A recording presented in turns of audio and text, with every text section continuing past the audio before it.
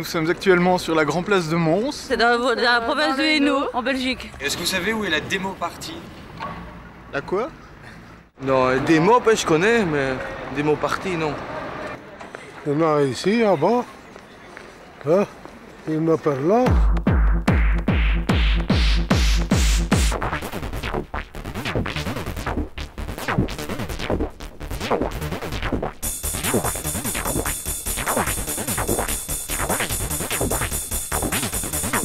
Alors, c'est quoi une démo party? Une démo party, c'est un endroit où les gens de ce qu'on appelle la démo scène, c'est-à-dire les gens qui s'intéressent aux démos sur ordinateur, se réunissent plusieurs fois par an pour échanger des astuces, pour présenter des démos et tout simplement pour se rencontrer. C'est pas toujours sérieux, mais ça s'amuse bien. Une démo party, c'est un rassemblement essentiellement, retrouver des amis, voir des productions, gagner pour les meilleurs.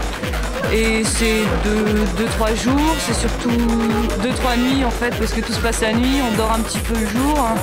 C'est un moment un peu magique en fait. C'est un événement qui regroupe toute une série de jeunes informaticiens dans mon genre, qui ont tous entre 18 et 25 ans.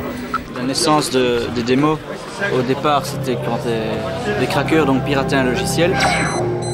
Ils rajoutaient une petite animation, une petite intro qui était leur signature au départ. Et ils essayaient de faire des prouesses techniques et des choses de plus en plus belles.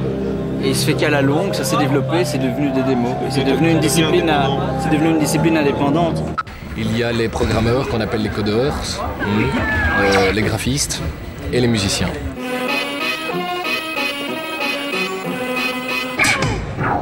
La publicité est distribuée via toutes sortes de réseaux, que ce soit Internet ou les réseaux téléphoniques via les serveurs par téléphone. Ou bien c'est des amis d'amis qui ont entendu parler d'un rassemblement bizarre et puis de l'informatique, ça pourrait bien m'intéresser, donc c'est comme ça qu'on rentre. Oui, il y a vraiment tout le monde, quoi. Pas mal de Français, j'étais un peu surprise, assez peu de Belges, ça c'est un peu dommage par rapport à l'année dernière. Des Suédois, un Autrichien qui est venu, très sympathique. Oui, il y a des Commodore 64 complètement fous sur leur machine dans des valises, c'est à voir quoi. On gagne soit du matériel, soit de l'argent et surtout du prestige et des contacts. Beaucoup de contacts. C'est clair que des salles d'ordinateur, bon, je sais pas si c'est a priori super motivant quand on doit s'imaginer tous des débiles à lunettes. Oui, c'est vrai qu'il y a des débiles à lunettes, il y a moyen d'en trouver quoi. Ouais, je suis encore un peu normal. Bon, c'est pas vraiment fermé, mais ça intéresse pas des masses de gens, je crois. Moi, j'ai essayé d'intéresser des gens, des amis, surtout parce qu'on dit qu'il n'y a pas beaucoup de filles. Alors bon, comme je connais des filles, je me suis dit que ce serait sympa d'aller avec elles en partie et tout. Et en fait, pas du tout. Mais dans les parties, c'est dur. Hein. Oui. Il y en a qu'une, mais bon. Trois? C'est vrai, mais non, c'est des Allemands avec des cheveux longs. Ouais, à mon avis, elles aiment pas appuyer sur des boutons à longueur de journée. Ouais, c'est pas assez poétique. Non, mais il n'y a pas de rapport humain avec un ordinateur, quoi. Non, ça va pas, quoi. Les gens, maintenant, ils ont une boîte postale électronique et ils se croisent dans les couloirs et ils se parlent même plus, quoi. Ils s'envoient des courriers électroniques. C'est vrai que bon, il y a des gens qui deviennent fous, quoi. C'est-à-dire que des types, comme j'écrivais tout à l'heure, qui sont vraiment complètement débiles, qui sont des zombies face à leur machine, qui réagissent plus que face à la machine et qui sont complètement dépendants de ça et qui sont plus du tout humains.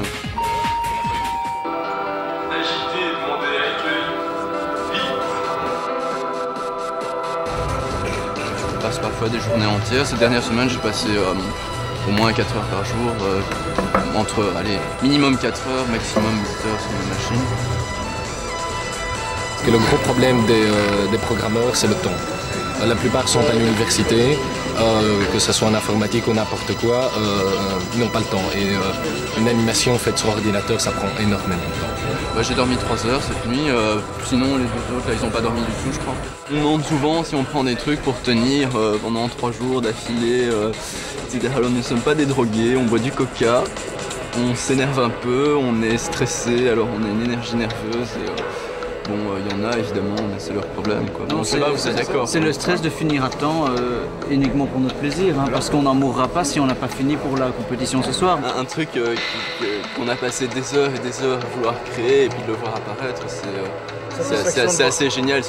On le fait pas pour l'argent parce que quand on voit le temps faire une démo, ça peut mettre des mois. Bon, à la place de faire une démo, ils préfèrent des jeux et ce serait pas plus difficile et ils se feraient beaucoup plus d'argent. En fait, dernièrement, il y a eu le grand assaut Internet. On envoie du multimédia partout, du real time partout.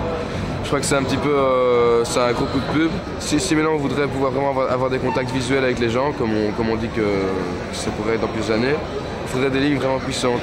Et avec le nombre de personnes qu'il y a dessus, ça serait à mon avis jamais possible.